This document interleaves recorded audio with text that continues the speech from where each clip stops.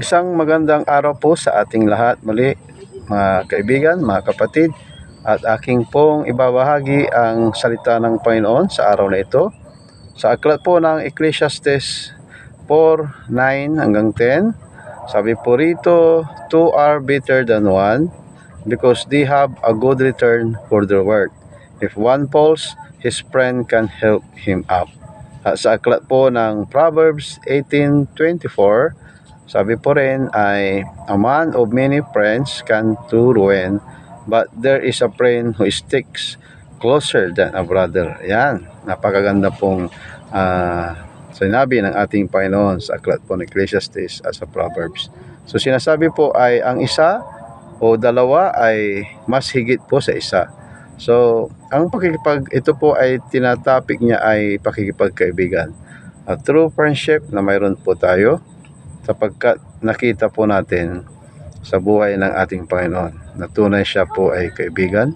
Hindi lang po siya ay nagmalalalang sa atin, hindi lang ating tinatawag na Savior, Ama, at pinakita niya kung paano ang tunay na kaibigan. Naalala niyo yung buhay ni Lazaro na siya po ay ginising o binuhay muli ng ating Panginoon, kung paano ang mayroon ang Panginoon na pakipagkaibigan sa kay Lazaro. So ganun po ang gusto niyang mangyari sa atin. Tayo po ay nakikipag-ibigan, pinapakita natin na sila po ay ating mahal natin. At tulad po ngayon sa panahon na may mga problema tayo, sabi niya. Kasi ang kaibigan, pag tayo po ay may problema, nadadown po tayo, sila po yung tumutulong, mga kapatid. May mga bagay na hindi natin kaya, tayo po ay kinukumport po nila. May mga tao na nawalan ng mahal sa buhay, yun po ang gamit ng pakikipagkaibigan. Mayroon kang tunay na kaibigan. At sabi po dito, minsan din ang sobrang daming kaibigan o pagkakaroon ng maraming kaibigan, minsan din ay nagiging pahamak sa atin. Kaya piliin po natin ang ating mga kaibigan. Check po natin mga anak natin, ang pamilya po natin. Baka ang kaibigan nila ay nagiging bad influence sila sa kanila. Hanapin po natin yung kaibigan na may takot sa Panginoon.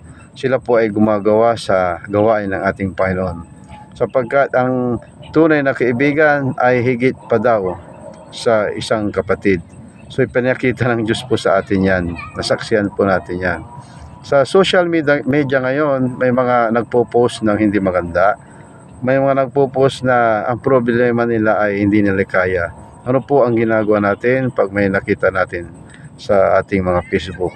Mayroon yung time na nagpo-post sila na to the extent na sila ay gustong magpakamatay. Ano po yung ginagawa po natin? Although hindi natin sila kilala, subalit gusto nating ipadama na tayo ay kaibigan nila.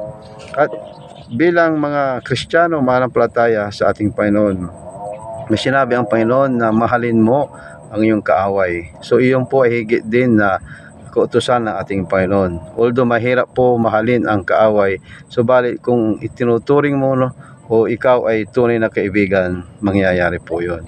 So ito pong topic na to ay wala pong exempted dito. Sa panahon ngayon, pag tunay kang kaibigan, ikaw ay dumadamay, hindi ka lang nagbibigay sa bagay-bagay na kailangan nila, kundi sila po ay dinadala mo sa paanan ng ating Panginoon. Iniisip mo yung kapakanan nila na nakita mo sa buhay mo, kung ikaw ay naghirap noon at gusto mong ipadama din na sila ay maging matatag, ano po. So nalagpasan po natin yung mga pagsubok na yan, kaya gusto nating ipakita o ipadama sa kaibigan natin. So yun po ang tunay na kaibigan, sa lalo't sa panahon ngayon. Pakita po natin ang pinakita ng ating Panginoon na siya ay tunay na kaibigan. So yun lamang po. God bless sa ating lahat.